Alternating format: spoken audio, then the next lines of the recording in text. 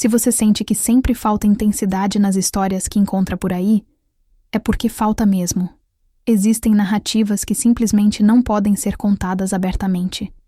Existem conexões entre duas mulheres que são fortes demais, carregadas demais, intensas demais para caber em qualquer plataforma. E é exatamente por isso que eu criei o meu grupo exclusivo. Lá dentro, você encontra histórias narradas completas.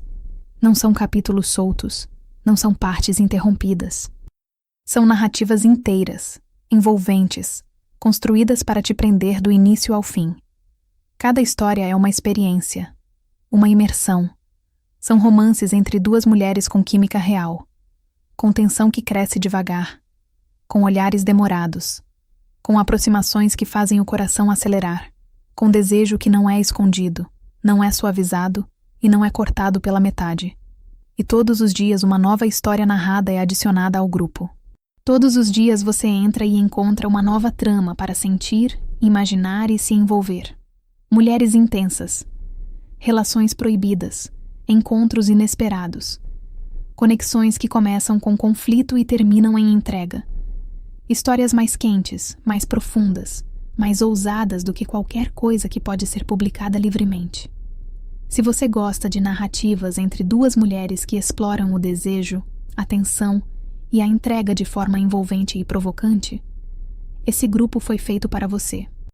É um espaço reservado para quem quer ir além, para quem quer sentir mais, para quem quer ouvir histórias narradas sem censura, sem cortes e sem limitações. O link está na descrição. Entre agora para o grupo exclusivo e comece hoje mesmo a mergulhar em histórias que você não vai encontrar no YouTube. Amanhã já terá uma nova narrativa esperando por você. O dia em que Luana Velante entrou pela porta do pequeno café onde eu trabalhava foi o dia em que minha vida deixou de ser simples. Eu não sabia disso naquele momento. Eu estava com o avental amarrado às pressas, cabelo preso num coque torto, e uma mancha de café no pulso esquerdo que eu tinha tentado limpar com um guardanapo úmido sem muito sucesso. Era uma terça-feira comum de outubro, com chuva fina batendo na vitrine e o cheiro de canela misturado ao vapor da máquina de expresso. Nada naquele cenário anunciava que algo estava prestes a mudar. Luana entrou sem pressa, mas com aquela presença que algumas pessoas carregam sem nem perceber, o tipo de presença que faz o ambiente se reorganizar ao redor dela. Usava um casaco bege de corte impecável, cabelos escuros caindo em ondas perfeitas sobre os ombros, e olhos castanhos que varreram o salão com uma mistura de cansaço e curiosidade. Ela não parecia o tipo de pessoa que frequentava cafés como o nosso. E não era. Eu a observei por um segundo a mais do que deveria, e então desviei o olhar rapidamente, fingindo organizar as xícaras na prateleira. Era o meu jeito de sempre. Notar tudo, guardar tudo, mas não deixar que ninguém percebesse. Clara Monteiro, 26 anos, filha de professora, moradora de apartamento pequeno no 3º andar sem elevador, especialista em passar despercebida. Era assim que eu me definia, quando me definia. Ela se sentou na mesa perto da janela, aquela que eu particularmente adorava porque dava para ver a rua molhada e os reflexos das luzes no asfalto. Fiquei levemente irritada com isso, de um jeito idiota e injustificável. Aquela era a minha mesa favorita. Respirei fundo e me aproximei com o bloco de pedidos na mão, tentando manter a expressão neutra e profissional. Boa tarde. O que posso trazer para você? Perguntei, com a voz que eu usava no trabalho, aquela voz levemente mais gentil do que a minha voz real. Ela ergueu os olhos do celular e me olhou por um instante que durou 1 segundo a mais do que o normal. Não foi nada. Foi tudo. Eu senti alguma coisa se mover dentro do peito, como um livro sendo aberto numa página que eu não sabia que existia. Um café coado, por favor. Sem açúcar. E se tiver algo que preste para comer, pode trazer também. Ela disse, com uma voz levemente rouca, como quem tinha falado pouco naquele dia. Eu quase sorri de verdade. Se tiver algo que preste. Que jeito esquisito e honesto de pedir. Temos um pão de queijo que saiu do forno há 15 minutos. Respondi. Posso garantir que presta. O canto da boca dela subiu num meio sorriso. Então traz. Voltei pro balcão com aquele meio sorriso guardado na memória, como se fosse alguma coisa importante. E me odiei um pouco por isso. Luana ficou quase 1 hora naquela mesa.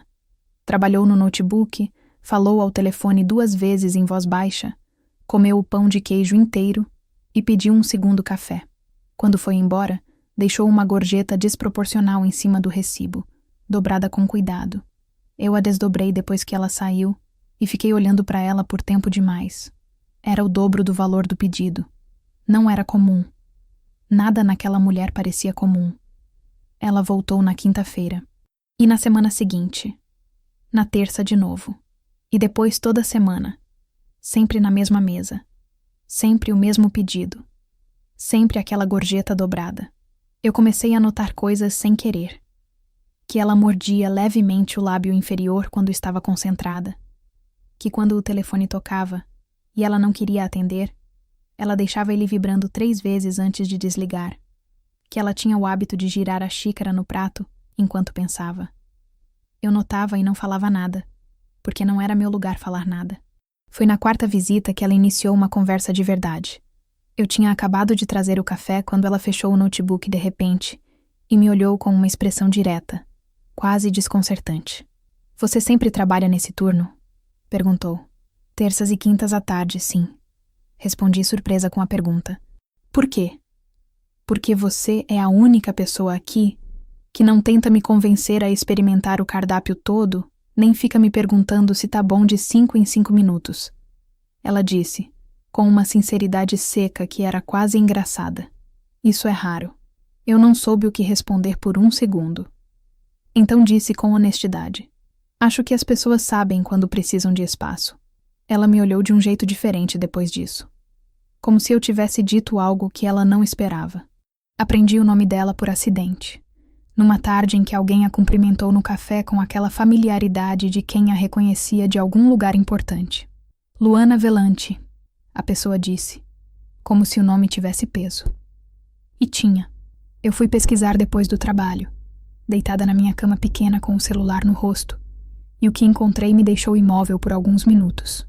Luana Velante, 31 anos, CEO do Grupo Velante, um conglomerado familiar que atuava em tecnologia, incorporação e investimentos. Uma das mulheres mais influentes do sul do país.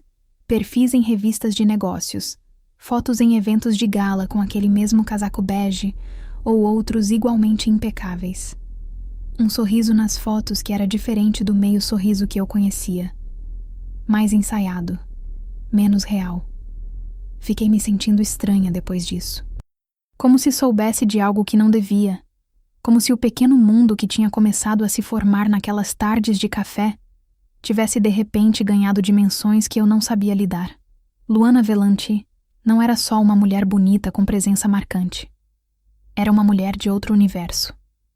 Mas ela continuou voltando. E continuou me olhando daquele jeito.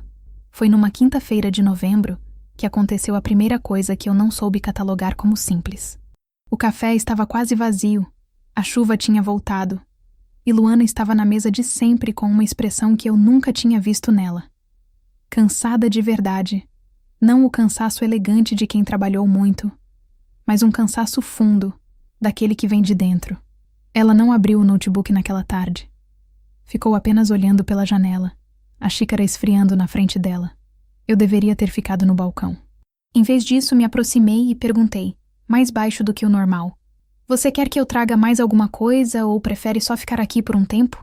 Ela me olhou. E então, de um jeito que me pegou completamente desprevenida, disse, posso te fazer uma pergunta pessoal? Pode. Respondi sem pensar. Você é feliz fazendo isso? Fiz uma pausa. Ninguém me tinha feito essa pergunta em muito tempo. Faço isso enquanto termino minha especialização. Disse com cuidado. Gosto do café. Gosto das pessoas. Tem dias que sim. E nos outros dias? Nos outros dias eu faço mesmo assim. Respondi. Igual todo mundo. Ela ficou em silêncio por um momento. Então disse, quase para si mesma. Eu queria ter essa simplicidade. Eu não disse nada. Mas algo entre nós mudou naquele momento. De um jeito suave e irreversível, como a temperatura da água antes de ferver. 2 semanas depois, Luana chegou no café com um livro na mão, o que era novidade. Ficou lendo por um tempo, e quando eu passei pela mesa, ela ergueu a capa na minha direção sem dizer nada. Era um romance que eu tinha mencionado de passagem numa conversa rápida, semanas antes, quando ela me perguntou o que eu gostava de fazer fora do trabalho. Eu tinha citado aquele livro como um dos meus favoritos. Ela tinha guardado isso. Meu coração fez uma coisa imprudente. Você foi atrás desse livro por causa do que eu falei? Perguntei, tentando soar casual. Queria entender o que você gosta, ela disse simplesmente, como se fosse a coisa mais natural do mundo. Eu tive que ir para o balcão antes que minha expressão me entregasse. Dezembro chegou com festas que eu não fui, e com uma proximidade que foi crescendo entre nós de forma orgânica e assustadora. Luana tinha começado a chegar um pouco mais cedo e ficar um pouco mais tarde. Nossos papos tinham deixado de ser trocas educadas e se tornado conversas de verdade, daquelas que constroem alguma coisa. Ela me contou sobre a pressão de carregar um sobrenome que valia mais do que ela mesma se sentia valendo. Eu contei sobre minha mãe, sobre o apartamento sem elevador, sobre a especialização que eu amava, mas que me deixava exausta. A gente falava com uma honestidade que eu não encontrava nem com pessoas que conhecia há anos. Mas eu sabia onde estava pisando. Ou tentava saber. Numa tarde de dezembro, minha colega Patrícia me chamou nos fundos com aquele sorriso de quem vai dizer alguma coisa que vai complicar sua vida. Aquela mulher que vem toda semana. Ela começou. Luana, eu disse, sem querer. Patrícia levantou uma sobrancelha. Você sabe o nome dela de cabeça. Todo mundo aqui sabe. Clara. Ela cruzou os braços. Ela te olha do jeito que não é de cliente para atendente. Eu não respondi. Patrícia sorriu e voltou para o salão. Eu fiquei parada no corredor por mais tempo do que devia. O Natal passou. O ano virou. E em janeiro, numa tarde quente que contrastava com todas as tardes frias onde nossa história tinha se desenvolvido, Luana chegou no café com uma expressão decidida e um envelope na mão.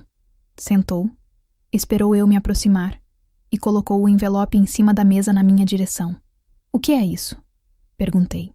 Um convite para um evento que eu preciso ir semana que vem. Ela disse, me olhando com aquela direteza que era a marca dela. Eu queria que você fosse comigo. Eu olhei para o envelope e depois para ela. Luana, não é nada formal demais. Ela disse rápido. E pela primeira vez, eu vi algo parecido com um nervosismo nela. É um jantar pequeno, mas eu queria sua companhia. Eu deveria ter dito não por 1000 razões práticas e sensatas. Em vez disso, abri o envelope. O jantar era num rooftop no centro da cidade. O tipo de lugar onde a entrada custava mais do que meu aluguel. Eu fui com o melhor vestido que eu tinha, que não era sofisticado, mas era meu. E Luana me esperou na entrada com um olhar que varreu minha figura de cima a baixo e pousou no meu rosto com algo que eu precisei de toda a minha força de vontade para não nomear. Você está linda, ela disse, baixo, como se fosse uma observação particular e não um cumprimento de chegada. Você sempre está, respondi sem pensar, e então senti o calor subir no rosto. Ela sorriu, de verdade, aquele sorriso que eu só tinha visto naquelas tardes no café, e que era completamente diferente das fotos nas revistas. Vem, ela disse, e colocou a mão levemente nas minhas costas para me guiar, e eu senti o toque através do tecido como se fosse algo muito maior do que era. O jantar foi um exercício de equilíbrio. Havia pessoas que a conheciam, que a observavam, que faziam comentários que eu percebi serem cuidadosamente calibrados para testar quem eu era e o que eu representava. Uma mulher de meia-idade me perguntou onde eu tinha estudado com um tom que deixava claro que a resposta importava. Eu respondi com calma e sem me diminuir. Luana estava do meu lado, e eu senti ela se aproximar 1 centímetro quando a mulher falou. Um movimento pequeno e protetor que me aqueceu por dentro. Na volta, no carro, a cidade passava pela janela em silêncio, e Luana disse, sem tirar os olhos da rua, você foi incrível. Eu só fui eu mesma, respondi. Exatamente, ela disse. Ficamos em silêncio por um momento, e então ela virou para mim com uma expressão que eu nunca tinha visto nela, aberta e vulnerável de um jeito que parecia custar alguma coisa. Clara, eu preciso ser honesta contigo. Meu coração parou. Pode falar. Eu venho naquele café por você, ela disse. Faz meses que é por você. E eu sei que isso complica as coisas e que nossas vidas são muito diferentes e que você talvez não sinta nada disso. Mas eu precisava falar, porque ficar guardando está me custando muito. O carro tinha parado na frente do meu prédio sem eu perceber. Eu olhei para ela por um longo momento, com aquele nó na garganta que vem quando a verdade finalmente tem permissão de existir. E então disse, com a voz mais firme que consegui: eu sinto. Faz tempo que sinto. Ela expirou como quem largou algo muito pesado. E então, devagar, colocou a mão sobre a minha. E a gente ficou assim por um tempo que não precisou ser contado. Mas a vida real não espera que a gente esteja pronta. Nas semanas seguintes, enquanto a gente aprendia o que éramos uma para outra, o mundo ao redor de Luana começou a fazer barulho. Eu soube pela própria Luana, numa noite em que ela me ligou com a voz apertada, que a família tinha descoberto que ela estava me vendo. A mãe dela, Dona Serena Velante, tinha opinião formada sobre quem era adequado para o universo delas. E eu, claramente, não era. Ela disse que você está se aproveitando. Luana falou, com raiva mal contida na voz. Eu disse que não conhece você. Ela não me conhece mesmo, respondi, tentando manter a voz calma enquanto algo doía lá dentro. Clara, eu não ligo pro que ela pensa. Eu sei. Fiz uma pausa. Mas você vai ter que conviver com isso. Com ela. Com o que as pessoas vão dizer. Você pensou nisso? Penso em você. Ela disse simplesmente. E isso é mais do que qualquer outra coisa. Eu deveria ter me sentido tranquilizada. Parte de mim se sentiu. Mas outra parte ficou acordada naquela noite, olhando pro teto, pensando nas distâncias reais entre dois mundos. A primeira vez que Luana foi ao meu apartamento foi numa tarde de fevereiro. Ela subiu os 3 andares sem elevador, sem reclamar, e ficou parada na porta por um segundo, olhando para o espaço pequeno com aquela atenção que ela dava a tudo. Tinha livros por todo lado, uma planta na janela que eu tinha salvado da morte com cuidado excessivo, e uma mesa pequena onde eu estudava com papéis espalhados. Ela caminhou devagar pelo espaço como quem está lendo alguma coisa. Então se virou para mim com o mesmo olhar de sempre, aquele que me fazia sentir completamente vista. Você mora aqui do seu jeito? Ela disse. É meu, respondi, com um orgulho simples que era genuíno. Ela sorriu. Gosto disso em você. Que tudo que é seu de verdade. A gente tomou chá na minha mesa pequena naquela tarde e ficou conversando até escurecer. Foi uma das melhores tardes da minha vida. Não porque foi grandioso, porque foi real. Mas março trouxe uma tempestade que eu não previ. Uma reportagem numa coluna de fofoca corporativa mencionou Luana com uma nova acompanhante de origem humilde, usando esse termo com o tipo de crueldade casual que a mídia às vezes usa quando quer machucar sem parecer que está tentando. Eu li no celular durante o intervalo do trabalho e fiquei sentada na copa por 10 minutos sem conseguir me mover. Não era a primeira vez que alguém me subvalorizava. Mas era a primeira vez que me subvalorizavam ao lado de alguém que importava tanto. Luana me ligou antes que eu pudesse processar. Eu vi, ela disse, antes que eu falasse qualquer coisa. E eu quero que você saiba que já entrei em contato com o veículo. Mas mais do que isso, quero saber como você está. Estou bem, eu disse, automática. Clara, estou tentando estar. Corrigi honestamente. Posso ir até você? Não precisa. Posso ir? Fiz uma pausa. Pode. Ela apareceu com 1 hora de antecedência e com um abraço que começou como cumprimento e ficou por muito mais tempo do que abraços costumam ficar. Eu senti o queixo dela pousado no topo da minha cabeça e fechei os olhos e deixei aquilo existir completamente, sem tentar diminuir ou administrar.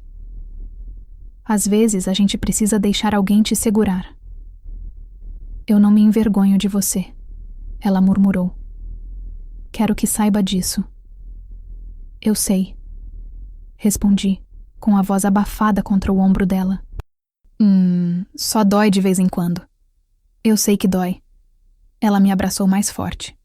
Mas eu estou aqui. Abril trouxe uma conversa difícil que a gente precisava ter. Eu a chamei para o café, irônico, Mas era o lugar onde a gente sempre tinha sido honestas. Sentamos na mesa da janela, aquela de sempre, e eu disse o que tinha estado guardando com cuidado demais. Que eu me preocupava em ser um problema na vida dela. Que o mundo onde ela vivia tinha regras que eu não conhecia e que às vezes me sentia perdida nele. Que eu precisava saber se ela estava me escolhendo de verdade ou se eu era uma rebeldia que ela ia se cansar. Luana me ouviu sem interromper, o que era uma das coisas que eu mais admirava nela. Depois ficou em silêncio por um momento. Girou a xícara no prato, aquele hábito de sempre, e disse: Quando eu tinha 23 anos, assumi o primeiro cargo de gestão na empresa da família. Fiz tudo certo. Estudei, trabalhei, provei que merecia. E minha mãe me chamou num jantar e disse que eu deveria me casar com o filho de um sócio porque seria bom para a empresa. Eu fiz isso, Clara. Passei 2 anos num relacionamento que era uma estratégia de negócios e me convenci de que era o que eu queria. Ela ergueu os olhos para mim. Você é a primeira coisa em anos que eu escolho só porque quero. Não por conveniência, não por estratégia. Só porque você me faz querer ser mais honesta comigo mesma. Eu senti a garganta apertar. Luana, eu te escolho, ela disse, com simplicidade absoluta. É isso. Eu estendi a mão sobre a mesa e ela a tomou. E a gente ficou em silêncio por um momento com as mãos entrelaçadas sobre a mesa do café onde tudo tinha começado. E algo dentro de mim se assentou de um jeito que eu não sabia que precisava. Maio foi o mês em que eu conheci Dona Serena Velante. Não foi planejado, não foi em condições ideais, mas aconteceu. Luana tinha me levado a um evento da empresa, algo mais discreto, e a mãe dela apareceu sem aviso. Era uma mulher de porte imponente, de 60 e poucos anos, com os mesmos olhos castanhos de Luana, mas com uma dureza neles que a filha não tinha. Ela me avaliou em segundos com a eficiência de quem avalia ativos. Então você é a Clara, ela disse, com um tom que não era exatamente hostil, mas definitivamente não era acolhedor. Sou, respondi, com a mesma direteza que eu usava quando alguém me perguntava sobre minha formação com ar de superioridade. Prazer em conhecê-la. Ela ficou levemente surpresa com isso. Luana estava ao meu lado, e eu senti a tensão dela. Mas não recuei. A conversa foi curta e neutra, mas no final, quando Dona Serena foi embora, Luana me olhou com um brilho nos olhos que era quase espanto. Você não se intimidou. Eu respeito ela, disse. Mas não sou menos do que ela. Luana pegou minha mão e apertou. Não, não é mesmo. Junho chegou com uma surpresa que eu não esperava. Terminei minha especialização, defendi meu trabalho final numa tarde de quinta-feira, e Luana apareceu no hall da universidade com um buquê pequeno de flores silvestres que ela sabia que eu preferia às rosas formais. Eu saí da sala depois da defesa e a vi parada lá, casaco bege, flores na mão, aquele meio sorriso que tinha começado tudo. E precisei respirar fundo antes de andar na direção dela porque meus olhos tinham a intenção traidora de encher. Como foi? Ela perguntou quando eu cheguei perto. Aprovada, disse. Ela sorriu de orelha a orelha. Aquele sorriso inteiro que eu era uma das poucas pessoas que conhecia. E me abraçou com as flores ainda na mão. O buquê ficando preso entre a gente de um jeito levemente desajeitado que foi perfeito. Eu sabia. Ela murmurou. Sempre soube. Aquela noite a gente passou junto, na minha mesa pequena, com comida que ela tinha trazido, e vinho que eu abri de um jeito pouco elegante porque eu não sei abrir garrafa direito, e ela ficou tentando não rir enquanto me ajudava. A gente falou sobre o futuro, com uma abertura que ainda me assustava um pouco, mas que eu estava aprendendo a não fechar. Luana falou sobre coisas que queria mudar na empresa, projetos que eram seus de verdade. Eu falei sobre onde queria trabalhar, o que queria construir. As nossas histórias se misturavam naturalmente, sem forçar, como 2 rios que encontram o mesmo caminho. Julho trouxe uma crise real. Um investidor importante do grupo Velante vazou uma informação distorcida sobre o relacionamento de Luana comigo, usando como argumento que ela estaria distraída e tomando decisões emocionais por causa de alguém sem perfil adequado ao ambiente corporativo. Foi cruel e calculado. Luana ficou sob uma pressão enorme por semanas, reuniões que se estendiam até tarde. Decisões que precisavam ser tomadas no momento errado. Ela estava exausta. E às vezes distante. E eu sentia o peso daquilo sem conseguir carregar junto. Houve uma noite em que ela chegou na minha porta às 11 da noite sem avisar, com olheiras que eu nunca tinha visto e uma expressão que era pura exaustão. Eu abri a porta e ela apenas disse: "Eu precisava estar aqui." Eu a deixei entrar. Fiz chá que ela mal bebeu. E a gente ficou no sofá, com ela deitada com a cabeça no meu colo, enquanto eu passava a mão devagar no cabelo dela, sem dizer nada porque não havia nada a dizer que fosse mais útil do que aquilo. Ela dormiu ali. Eu fiquei acordada por um tempo, olhando para ela, sentindo o peso e o privilégio de ser o lugar onde alguém escolhe chegar quando está no limite. E pensei que talvez amar alguém seja exatamente isso. Ser o lugar seguro deles quando o mundo fica alto demais. Agosto foi o mês em que Dona Serena me convidou para tomar café, a sós, sem Luana. Eu fui com a mesma postura com que fui em tudo, sem me encolher, sem me inflar. Ela estava sentada numa sala de estar que valia mais do que tudo que eu tinha, mas me olhou com uma atenção diferente daquela primeira vez. Menos avaliação, mais observação. "Minha filha é diferente desde que está com você", ela disse, depois de um tempo. Não era um elogio imediato, era uma observação. "Em que sentido?" perguntei. "Mais presente." Ela fez uma pausa. Mais parecida com quem ela era antes de eu colocar o mundo nos ombros dela. Ficamos em silêncio por um momento. Então ela disse, com uma dificuldade visível que eu respeitei: "Eu não estava errada em me preocupar, mas posso ter estado errada sobre você." Não era um pedido de desculpas completo, mas era uma abertura, e eu decidi que era suficiente. Setembro chegou trazendo uma conversa que Luana e eu precisávamos ter sobre o futuro de um jeito concreto. Eu tinha recebido uma proposta de emprego que era tudo que eu tinha estudado para conseguir, mas ficava em outra cidade. Não muito longe, mas longe o suficiente para que a distância fosse real. Contei para Luana numa tarde em que a gente caminhava no parque perto do meu bairro. Um dos nossos programas favoritos porque era gratuito e simples e completamente nosso. Ela ficou em silêncio por um tempo depois que eu terminei de falar. Então disse: "É o que você quer? É o que eu construí para conseguir." Respondi.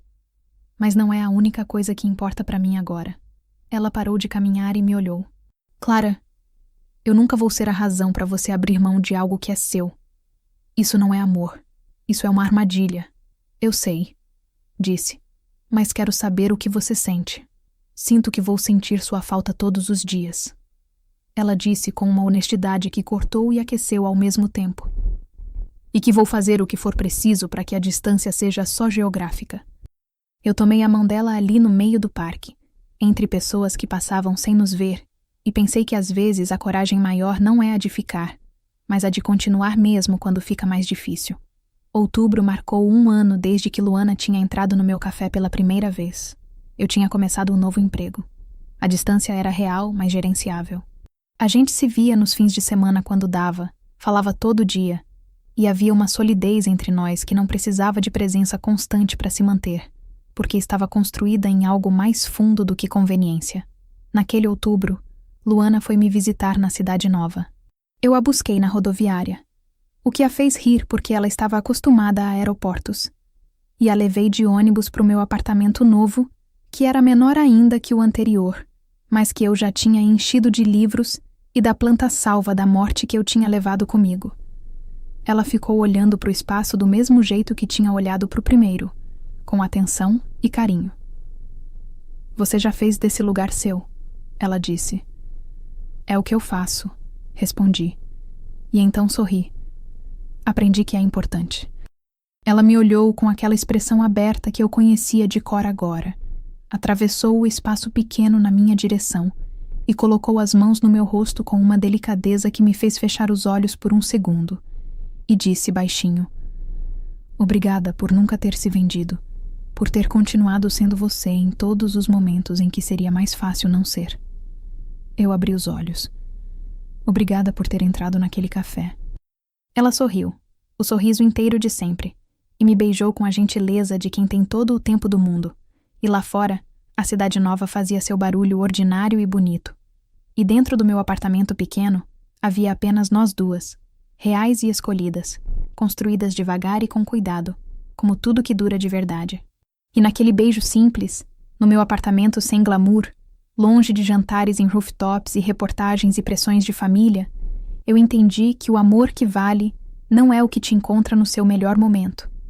É o que fica no corredor quando você ainda está tentando se organizar, com o avental torto e a mancha no pulso, e decide que você é exatamente suficiente.